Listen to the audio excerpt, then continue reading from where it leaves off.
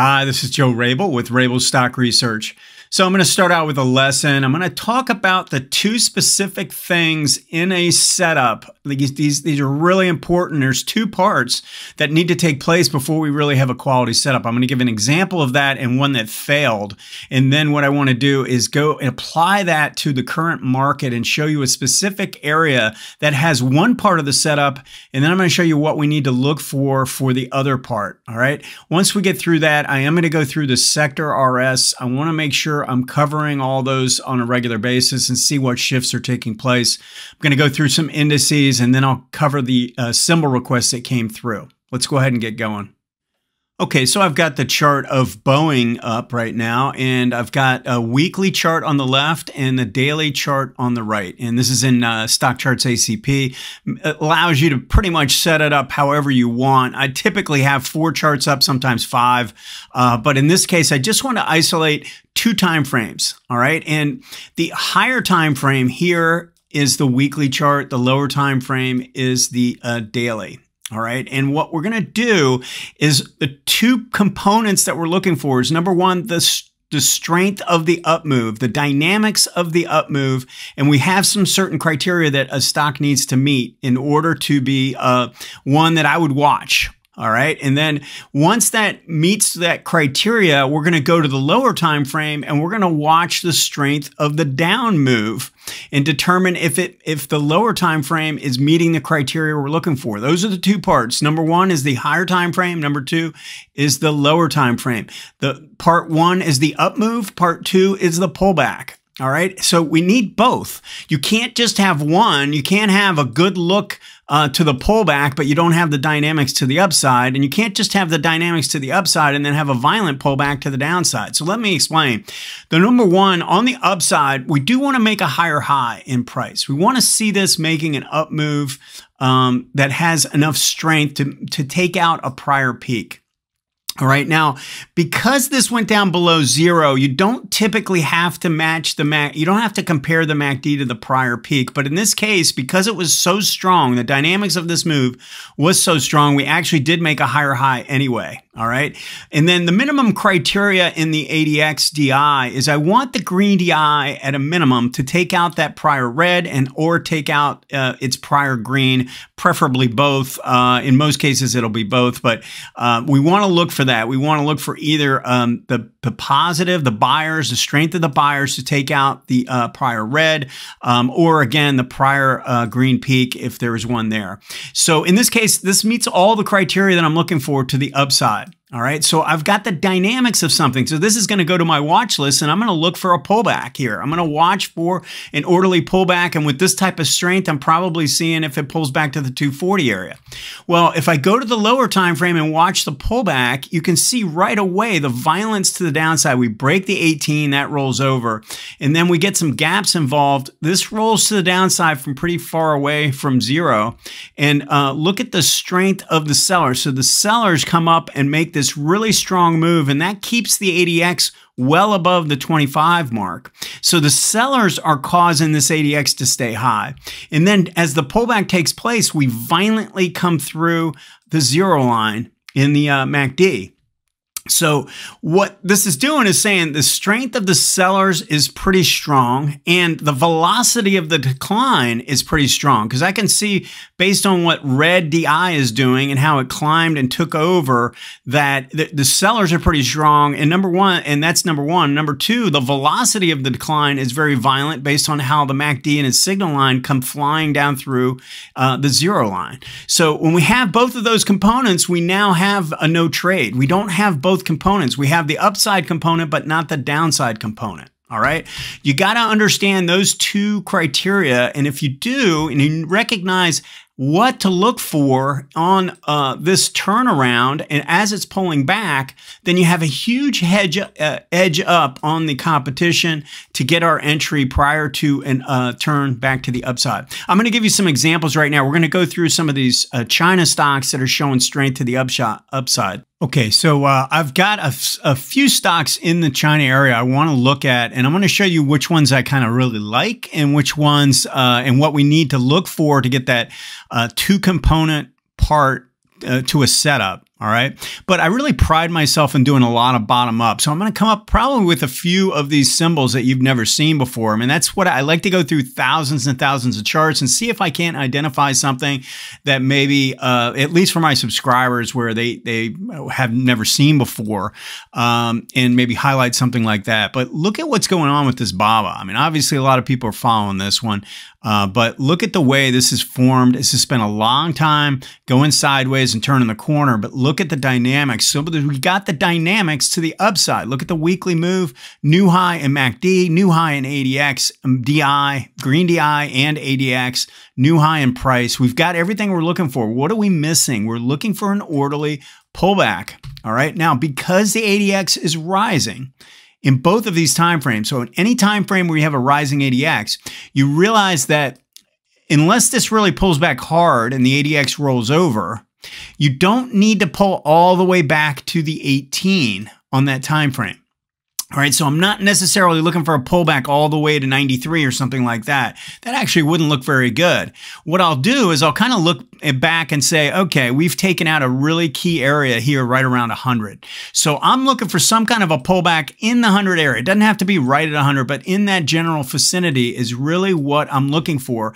And I'm looking for something orderly. And I'll probably watch the hourly chart as it pulls back and make sure that we don't have the real hard selling strength led by the sellers, the red DI, and with MACD, making sure it doesn't just violently break through the zero line in an ugly way.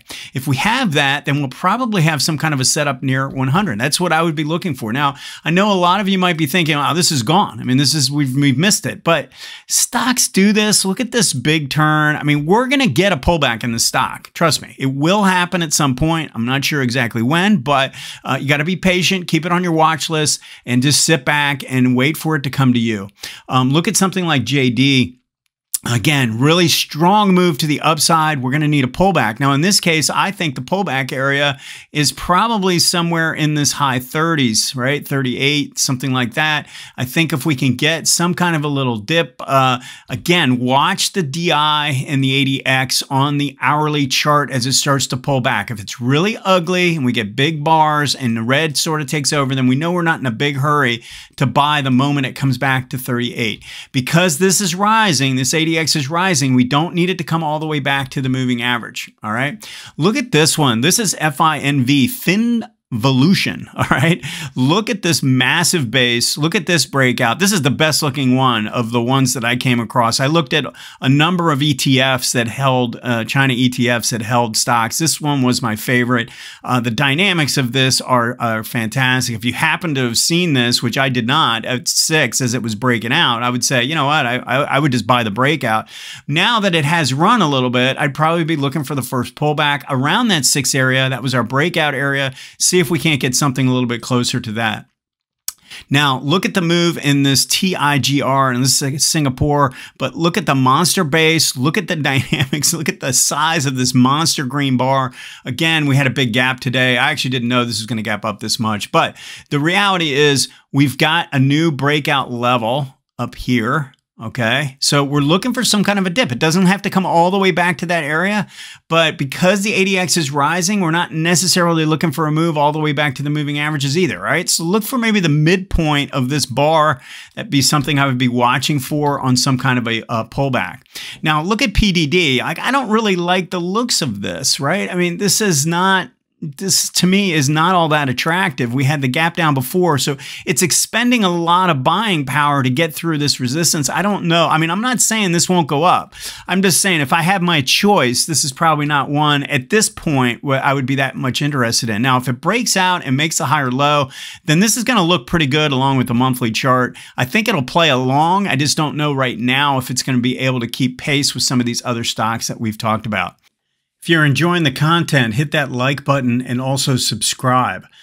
So my services can be found at rabilstockresearch.com. I'm on this page right now. You can see at the top, I've got my advanced trend and momentum courses. There's 3 different courses now. I've individually priced them, or you can buy them as a bundle, and they are lifetime access now. So I changed that. It's not year to year. Okay. And then we have the individual package. I have about 2 to 3 reports each week, plus a special video, weekly video for that package that covers a lot of details into what I'm seeing for the week. So if you have an interest, go ahead and take a look. Also, the book is on the book tab. You can go if this is a good place to start if you're new to my methodology.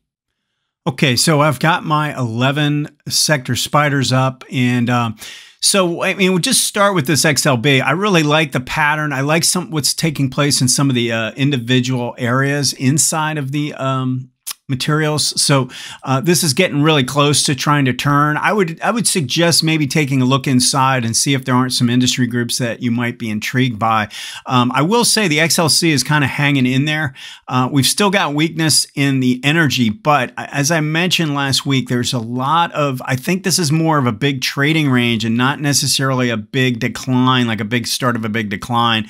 And it found a lot of support, obviously, with the tensions in the Middle East, helping the oil price. We do still have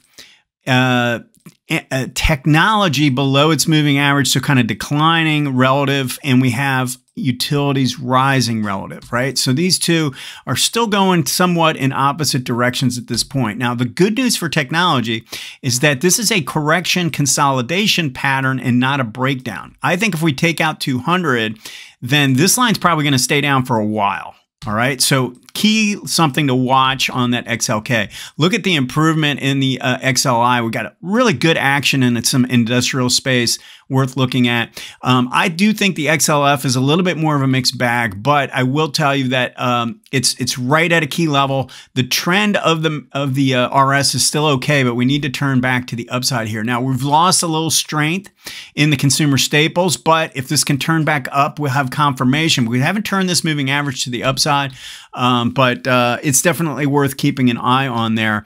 XLRE, the real estate, I think is still looking okay, and this is about to turn to the upside. I like the individual patterns in here. They're starting to pull back. Might take a little bit while to get the next leg going.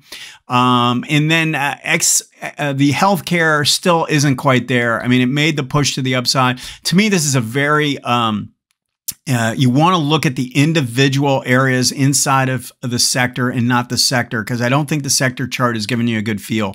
Now, I will say the biggest surprise this week to me was this improvement in the consumer discretionary. Definitely worth taking a hard look at. You see how quickly I'm able to flip around into the different layouts. So I've got different tabs up. I have 3 different tabs up. One for the 2 side by side, one for the 5. I have another one for the 4 if I just want 4 up. And then, which is just the 4 different time frames. And then I've got the one that I was just on with the different sectors. So, I mean, you can have as many as you want running. It's actually a pretty nice feature of the way ACP is set up. All right, let's look at this QQQ. So we're pulling back here on the daily chart. I mean, this is pretty important. There's a couple of things that are bothering me about this. We made a little breakout play here. You see how this broke out and took out this prior high? Green DI did not really take out red DI. If I draw a horizontal line there, you see how it just matched it? So even though this made a higher high in price, we did not take out the last red DI. I really would have preferred to see that. And if we did, then I might be a lot more interested in playing a pullback here.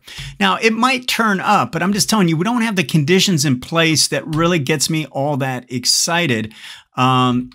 When I look at this from that standpoint. So I'm not saying that you can't trade it. Maybe you can trade it back up towards this, maybe for something like 495 to 500 or something like that and get in, get out. You could do that potentially, but because the relative strength is following the technology, we're still, showing this below its moving average. I could see this spending a little bit more time in a consolidation phase right now.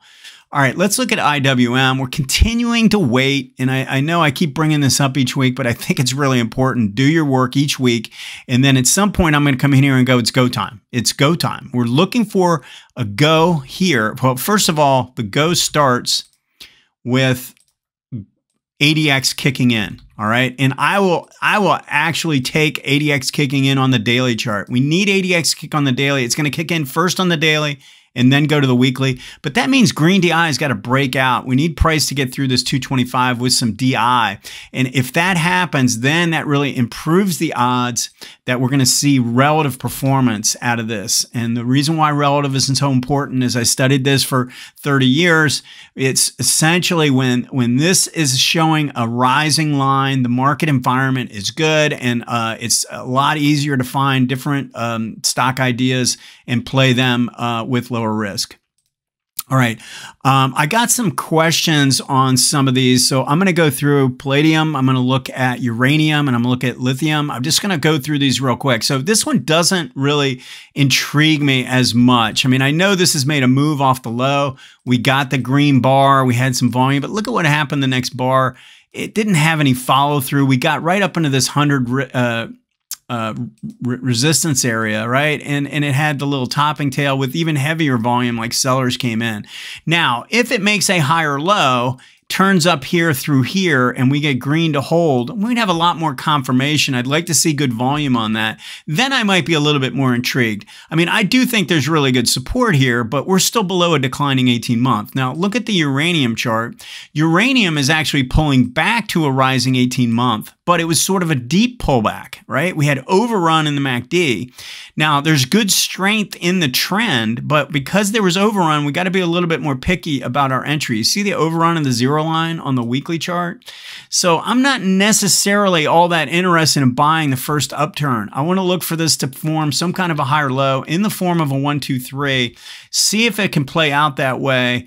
And if it does that and MACD kind of confirms that, then I think I'd have a lot more interest in this. This is going to turn. I just don't want to be too early, right? I mean, I think there's definitely improving signs. We should get some kind of a pullback, maybe after a little bit more strength. Maybe it goes up a little bit more and then pulls back with the 18 turning to the upside, and that will look pretty interesting. Now, lithium is actually in the process of forming what I'd call a measured move. Measured move being we've made this move off the low. Now, we want this to keep going. We want this to go up. Maybe it goes all the way to 50, and then we've got 35 to 50, and that would be a 15-point measured move. Okay. Now you can do this in percentage terms too if you want, but if you get a 15-point move and then let's say we get a pullback, then we know. Let's say we get a pullback to 40, then we'd add the 15 points, and that would tell us kind of what we'd expect on the upside. And that would take us, if it played out that way, if we went to 50, then pulled back to 40, we'd probably get a move up towards this next big resistance area. We still are below a declining 18-month. I mean, this is early. So I'm respecting the volume here. I'm respecting the fact that we've got some signs of improving momentum with mostly on the daily chart right now. But I wouldn't be jumping the gun and just buying this and chasing it. Look for your first pullback. Again, because this is rising, we don't have to get it at the 18. Look for it probably a little bit closer to 42, though. That'd be what I would be thinking right now. Okay, so Chubb. So I had a question on this as a weekly daily setup. All right. And I don't see the weekly setup right now. To me, this was the last pullback to the 18-week, which was rising. We had 2 of them back to back. In fact, we've had 3, really 4, even 5. You could call this the early turn, pullback, pullback, pullback, pullback. This is a pause. It's still pretty far from the 18. I don't see the weekly setup. It doesn't really impress me from that standpoint. I mean, I guess you could try and play this daily, hourly, but I don't know. I mean, when we're stretched away on this time frame, I'm less inclined to want to play this unless I'm going to be really nimble, make a move up to 300 and get in and get out. So let's see if this can actually just go sideways long enough to let the 18 catch up on the weekly chart. Momentum signs are good. I mean, I would hold this if I were in it, but I don't necessarily am looking for another entry right now.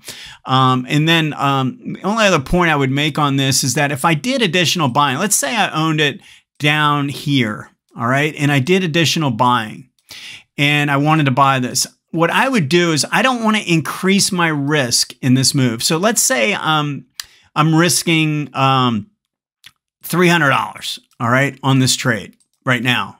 from here to here.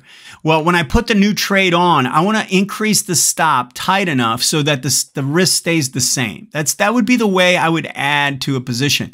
So you're going to buy a smaller amount, right? And you're going to reduce the risk in the trade. So your stop might have been way back here. And if it breaks out, we can move it up to say like a 280 or something like that. So we're shrinking the size of the stop, right? And so we're adding to the position, but we're not adding to the risk. All right. That's the way I would look at that. I just wanted to answer that question. All right. We're looking at the Solarwinds. Solarwinds needs badly to get through this 13 area with strength. We want to see some strength through here. You can see how important this zone is. I wouldn't jump the gun. We have this big green bar, and every single bar since then has been contained inside that bar. The good news is, let's just look at this. The good news is that it's staying in the upper third of that bar. You see that? So that's a really good sign, but we don't have definitive evidence of continuation. That is what we're looking for, even on a daily basis. Let's get a really strong breakthrough, a convincing breakthrough 13, and I think that would be your best bet. Thanks for watching. If you have any stock requests you'd like me to analyze on next week's show, send it to stocktalk@stockcharts.com, or you can just put it in the comment area below. Also, my YouTube channel is called Invest Like a Pro.